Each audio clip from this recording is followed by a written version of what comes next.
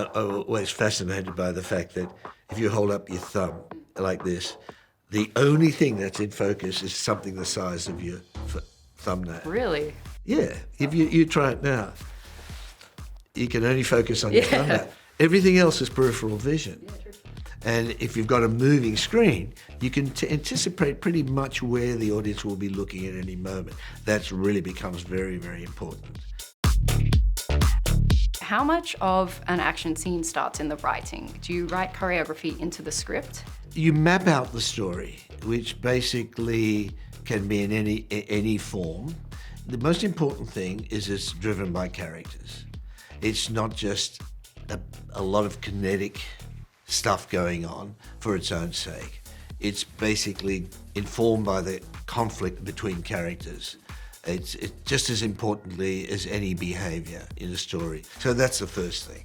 How does this inform the characters? How does it allow us to reveal more about the characters and so on? So that's the first thing. In my experience, the best way to tell action is to visualize it first. It might be just in your head, so the best way, and I've always done it, is do storyboards. The problem with storyboards is that they're static. And in recent years now with new technology, we're doing what they used to call previs, but now we can do it in ways that are much more accessible, where you can actually do a virtual version of the movie in the same way that game engines do it, you know. And the people at the forefront of this is Guy Norris. Now he's got this system called Proxy. We adapted it to our version, having worked on Fury Road, and we call it Toy Box. But basically, we might sketch things out, then we start building it virtually. And we can go as far as we want to with that in terms of the technology. I take it to a certain point because I don't want to have every nuance, every performance there, because you need to leave room. It's just a working tool so that everybody working on the film, the assistant directors, the stunt coordinators, the actors, the stuntmen, the interaction, the riggers and the complex safety, you know, everyone's got a cable on them, everyone's got some sort of rig supporting them. Now, once you get it to that stage, you have to then render it in a form which you can communicate it to the actors and to the people who you're asking to distribute the film or finance the movie, and that's usually in script form. So you write it in a script form, not describing what happens, but kind of trying to evoke the experience of what happens so that they can read it with a kind of with a sense of the emotional flow of it. So how do you then go into like testing an effect practically? What's that process like? With films like the Mad Max films, no human or vehicle flies. There's nothing in it. Everything is basically, you know, has a physical effect.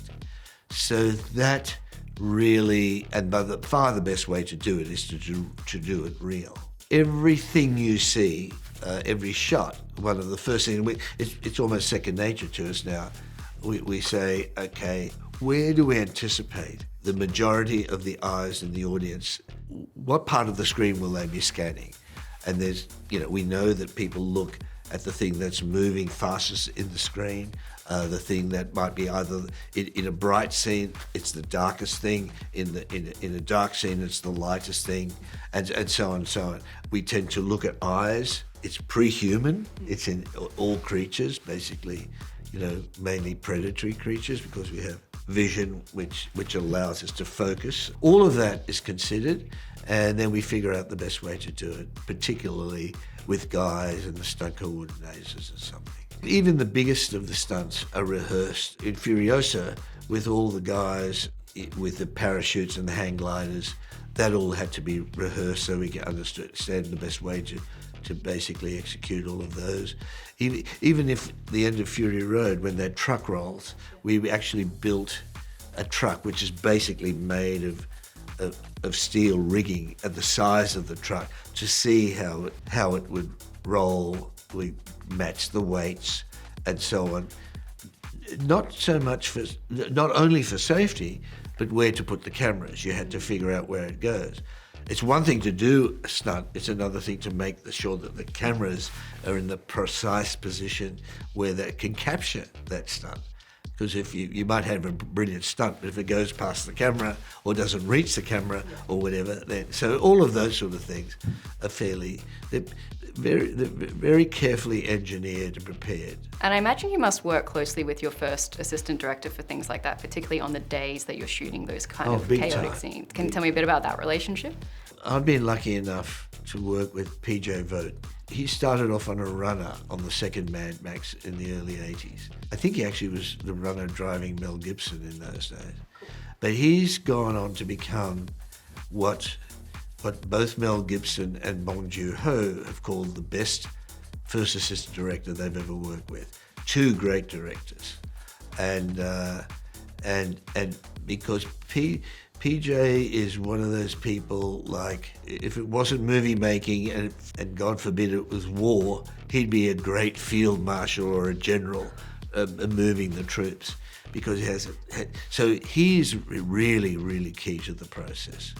And with all the ADs and all the communication people behind them and all the safety officers, it's got to be a really well run machine.